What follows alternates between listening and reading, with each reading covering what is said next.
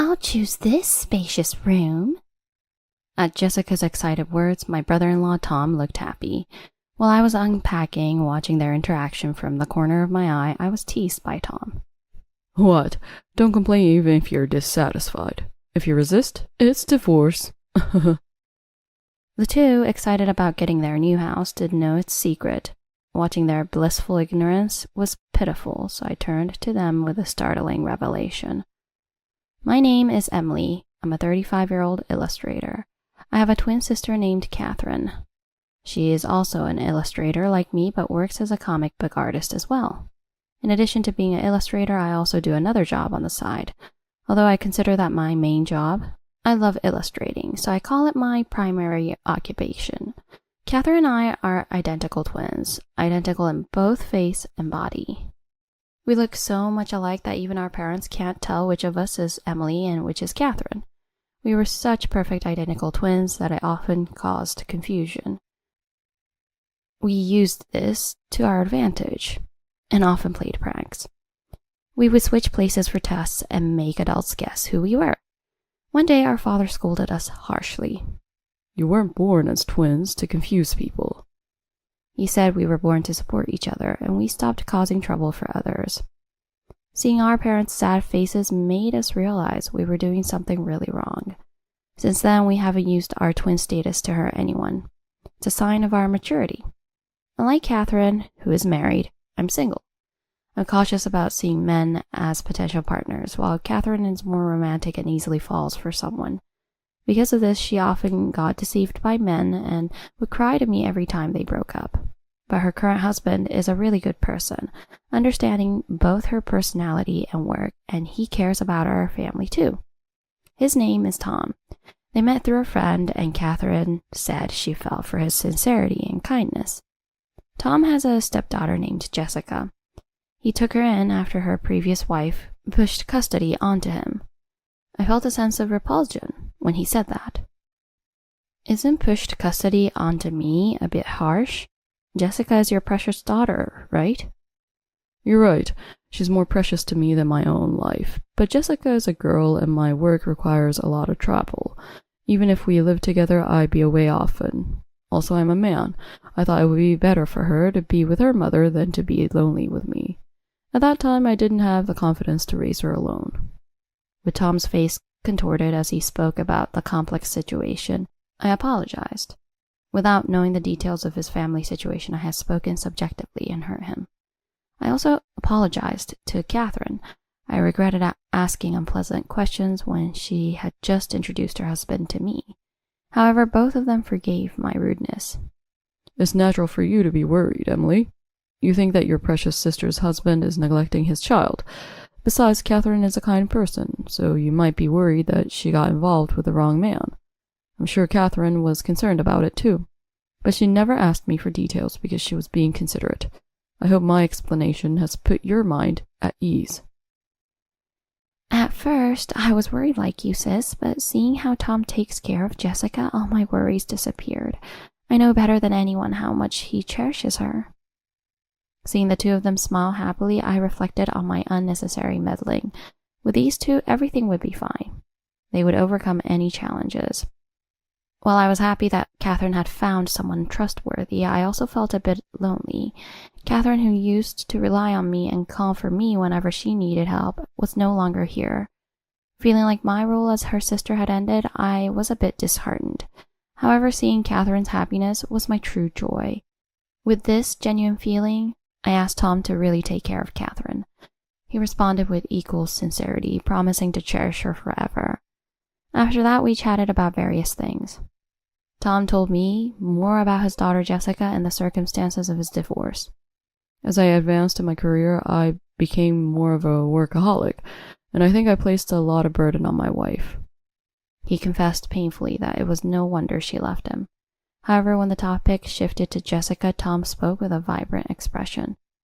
She's got a bit of a devilish side, but she's also straightforward and endearing. I think you'll get along well with her, Emily. Seeing Tom's display of affection for his family, I couldn't help but smile. He truly cherished his family, and I was confident he would take good care of Catherine.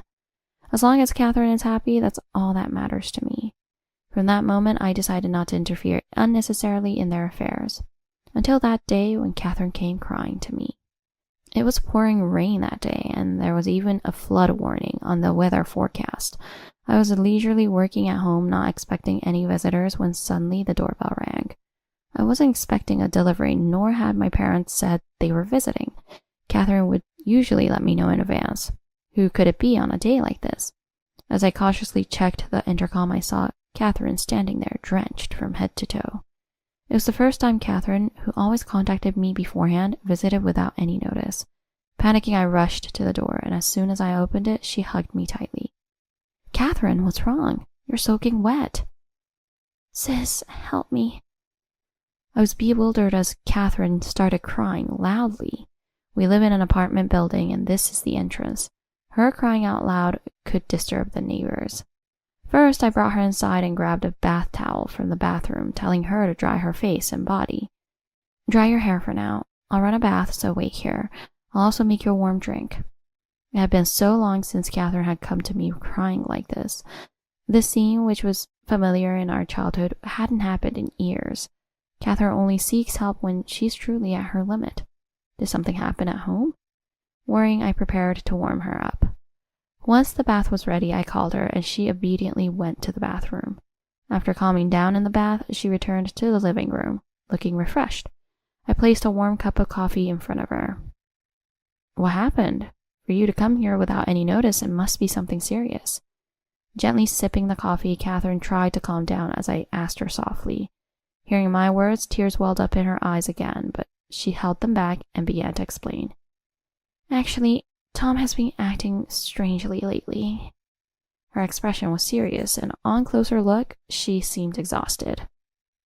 Since Catherine started living with Tom, she had been balancing housework and her job. Jessica, who's still in high school, requires a lot of attention. Catherine told me she was doing most of the household chores while working from home. Because of his previous wife, I expected to handle the housework, but I started getting overwhelmed with all the tasks, and it began to affect my work.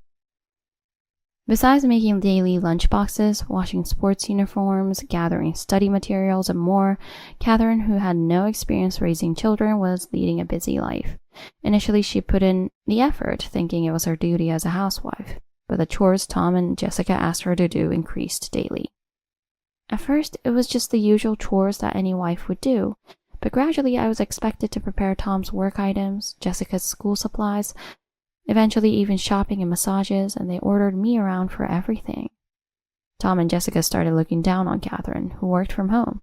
Tom even resorted to mental harassment, saying, "I'm the one supporting you."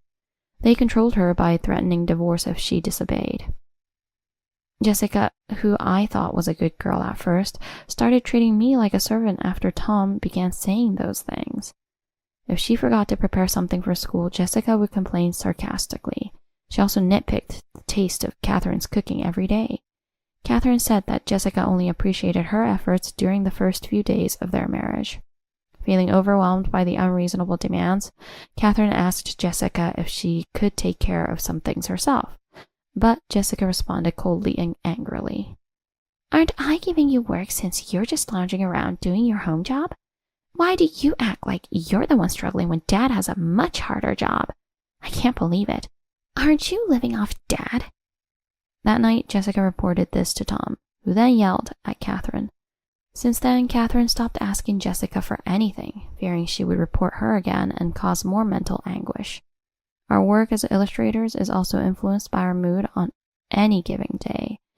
Whether my pen flows smoothly or not is heavily influenced by my mental state. There are times when I can't draw for a week due to feeling stuck.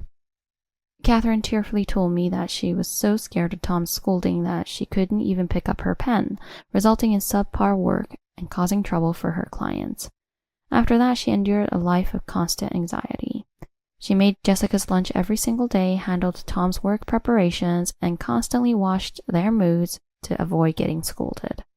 But instead of appreciating her, Tom and Jessica started criticizing her work. "Why is my lunch full of frozen food? I pretend I make my own lunches at school, so you need to cooperate. If they find out I have frozen food, I'll be embarrassed and ostracized." "The creases on my dress shirt aren't ironed out. Can't you even iron properly? My previous wife did this perfectly. The Tom before marriage was a completely different person. Jessica, too, seemed like a kind and earnest girl before Catherine and Tom got together. But the reality was a nightmare. It felt like a scam. I couldn't hide my shock at Catherine's story. What should I do? I'm scared to be with them. I don't want to go back to that house. Seeing Catherine cling to me crying made me furious. Unforgivable. How dare they treat my precious sister like a stress relief punching bag? I can't forgive this. I gently hugged Catherine, stroking her hair to comfort her. It's okay. I will definitely help you. No matter what, I will separate Catherine from Tom and Jessica and protect her from those demons. But how? I needed to think of a way to support Catherine. At that moment, my eyes fell on an old elementary school album. We had gotten in trouble with our father just before graduating elementary school, and the album contained several photos of us during our pranks. Remembering those nostalgic times, I proposed an unexpected idea to Catherine. Catherine, do you remember our swap trick from elementary school? I remember, but what about it? Let's do it. We'll swap places for a month. I'll live in your house as you, and you can go home to our parents and explain the situation to them. You want to end things with him, don't you? No way. If they find out we're switching places, who knows what they'll do to you, Emily. I'll be fine. There's no way they'll find out. But this requires your determination. You probably won't avoid a divorce. Are you ready for that? Are you prepared to leave him? I reassured Catherine, who was worried about me, to think about herself for now. It was a spontaneous plan. Catherine couldn't give an immediate answer and asked for time to sort out her feelings. So we called it a day. However, after enduring more of her hellish slave life, Catherine's anger reached its limit, and she contacted me to proceed with the plan. I had a major event in a month, so the timing was perfect. The plan was set in motion. Leave the rest to me. While Tom and Jessica were out, we switched necessary items, and Catherine went back to our parents' house. I began the process of terminating my lease and started living Catherine's life. In the seemingly long yet short month, I planned to gather evidence to secure a favorable divorce and show them what hell really is. They hurt my precious sister. No way would I let this slide. That night, as I was serving dinner with Jessica at the table, an incident happened. Hey, what's up with a bath? What the hell is that? Tom was the type who took a bath right after coming home, so I left the bath covered and ready. What? It's the cover. Since I didn't know what time you'd be home, I kept it covered to keep the water warm. Using Catherine's phone, I made sure not to miss any of his messages. I couldn't understand why he was so upset about the bath being covered. What? Are you stupid? You're supposed to heat the bath right when I get home and leave it uncovered. How many times do I have to tell you, useless trash? The unexpected verbal abuse left me speechless. Catherine had to endure this over something as trivial as how to prepare a bath? And how was I supposed to know his exact return time? I thought to myself, but maintained a smile and simply said, I'm sorry. Oh, what's with you today? You're creepy. Huh? You usually get scared and freeze when Dad yells at you, but now you're smiling? It's creepy. The key difference between Catherine and me was our personalities. Catherine dislikes conflict and getting scolded, being a pacifist. On the other hand, I'm fiery and quick to fight, regardless of whether my opponent is male. I enjoy watching wrestling and cheer excitedly during soccer brawls. I've even dabbled in mixed martial arts. The idea of being afraid of a weakling like Tom didn't make sense to me. However, Catherine must have been scared and trembling, even at the slightest insult. To fully impersonate her, I needed to be careful from now on to avoid arousing suspicion. Panicked, I put on a troubled smile and started cleaning up the dishes to cover my mistake. It's nothing, Jessica. You must be imagining things. I realized that Jessica was more observant than I thought, so I needed to act scared even if I didn't feel anything. Tom seemed less sharp, so I might be able to manage a month. But Jessica wouldn't be easy to fool. I gathered detailed information from Catherine about her daily routine and rehearsed meticulously to fully become her. The more I learned, the more I saw her life was that of a servant. She woke up at 5 a.m. to make their lunch and saw them off at the door. She managed her work in between chores with hardly any time for herself. Catherine handled all the shopping, and Tom and Jessica never helped with household tasks. She checked Jessica's belongings when she came home and prepared anything needed for school. Jessica wanted to be the first to use the bath, so it had to be cleaned and ready when she got home. She was meticulous about cleanliness and would yell at Catherine over the smallest speck of dust. If Tom's beer wasn't chilled, he would scold her harshly. They had different tastes and meal times, so she had to prepare separate meals for them. When she tried serving a shared dish, they unleashed a torrent of verbal abuse. I would have left after 3 days, but Catherine endured it for a year. When I asked why she put up with it, she mentioned our parents. Tom really cares about his parents. He takes me to visit them every weekend he's not on a business trip, and he even looked into a paid senior home for them. Knowing how grateful they are, I thought if I just endured, no one would be hurt. Tom's annual income exceeded $63,000, and he knew Catherine took care of our parents. He promised to help with their care in exchange for her doing whatever he wanted. Catherine, being kind-hearted, couldn't refuse such a condition. Seeing how happy our parents are, I couldn't say anything. I can't tell them I'm suffering. The way Tom exploited her kindness made me furious. Now I understood why Tom and Jessica treated her so badly. Catherine couldn't resist under such circumstances. Realizing the truth, I trembled with rage. I won't forgive them. What? Catherine gasped at my whispered words. Those devils who exploited your kindness will pay. Don't worry, Catherine. I'll make sure you never suffer again. I declared, reassuring myself as much as her, and endured the hellish month. I faced Tom and Jessica's harassment, driven by the desire to save Catherine, and although I was exhausted in body and mind, I held on, looking forward to the big event a month later. And then a month later. I never imagined Catherine had bought such a house. Really? I didn't expect her to buy a new house with her savings.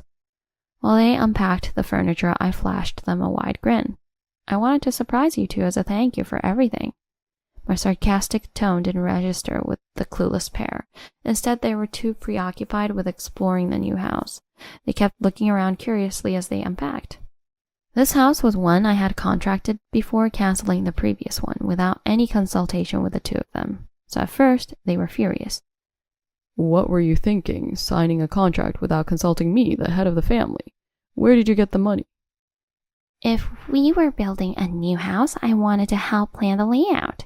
Deciding without me is unacceptable. If the house has no style, I won't forgive you. Despite their anger at my unilateral action, they were captivated when I showed them the layout and the projected images of the house.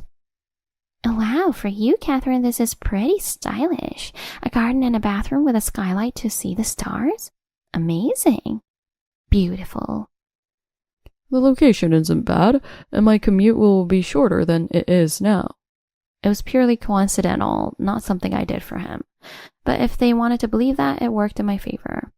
Boasting proudly about my achievement, I continued with the remaining tasks. They probably never imagined Catherine had this much money. Tom never nagged Catherine about money because he believed he had plenty himself. In fact, he ordered her to earn her own money for her needs, looking down on her income. They were likely shocked that she had such a large amount. I could easily imagine them now thinking of taking her money too, but I wouldn't let that happen. Today, I would end this hellish life. Trying to hide my joy at finally freeing Catherine, I suppressed my excitement. While I was lost in thought, Tom and Jessica excitedly began discussing the room arrangements. I'll choose this spacious room. No fair, Jessica. I want that big room too. Mistaking the house as theirs, they were elated. Watching them, I couldn't help but laugh, and they glared at me as if to ask why. What's so funny? You look creepy. Right? Catherine must be laughing because she agrees I should get the room. Dad would look silly in it, so she can't help but laugh, right? Nonsense. Catherine is my wife. She wouldn't dare go against me, or it's divorce. Watching them laugh, I laughed loudly. What are you two misunderstanding? Huh? This is my house, not yours. What are you talking about? Have you lost your mind? I haven't lost my mind. I'm perfectly sane. I don't understand why you think you're moving into this house. What do you mean? Of course, As your husband and Jessica's father, it's natural for us to live together. Oh, but I'm single. Who exactly do you think you've been with? Hearing this, the two looked at each other in shock, unable to comprehend the situation. At that moment, a car pulled up in front of the house and Catherine and our parents stepped out. Congrats on the new house, sis. We've heard everything from Catherine. Hello, Tom and Jessica. Catherine? Isn't that Emily over there? What is everyone talking about? Confused and bewildered, Tom and Jessica looked around, sweating nervously. Our parents gave them cold looks, and Catherine glared at them sternly. You don't even know who your wife is? Maybe you're not as smart as you think, Tom. You lack judgment. I untied my hair and removed my glasses, revealing my true self. I had disguised myself to blend in, but now I stood next to Catherine with a confident smile, ready to reveal everything. I'm Emily, and this is Catherine. You've been living with me for the past month. What? Tom shouted in disbelief while Jessica stood there stunned and speechless. This house was built with my money for me and our parents.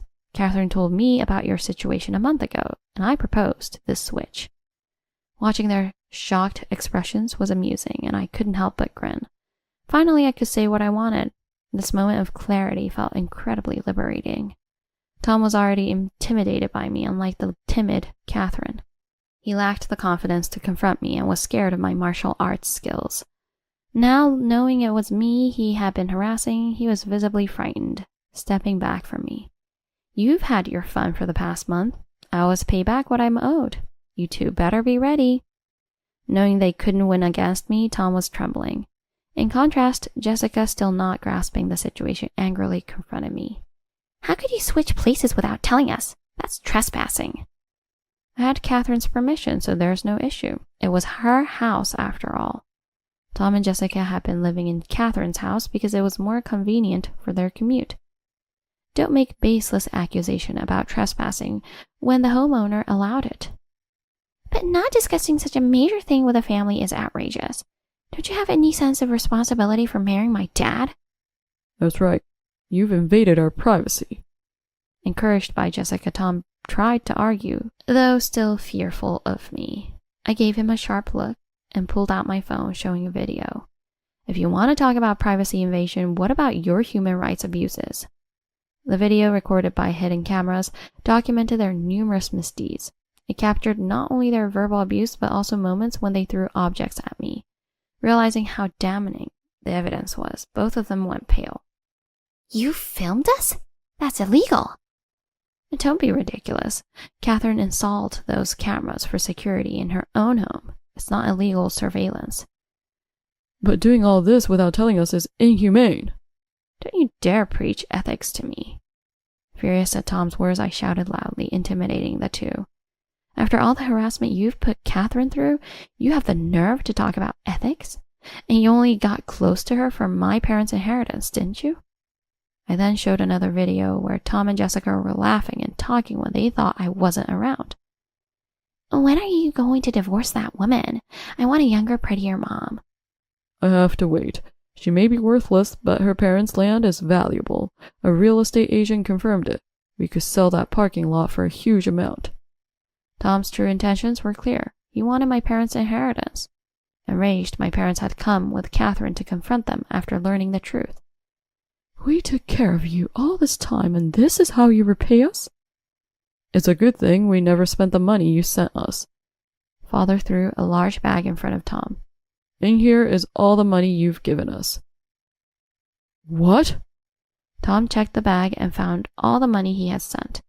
My wife and I lived without touching that money. We arranged with a lawyer to return it to you when we passed away. Knowing they might not stay healthy forever, my parents had asked a lawyer to hold their will.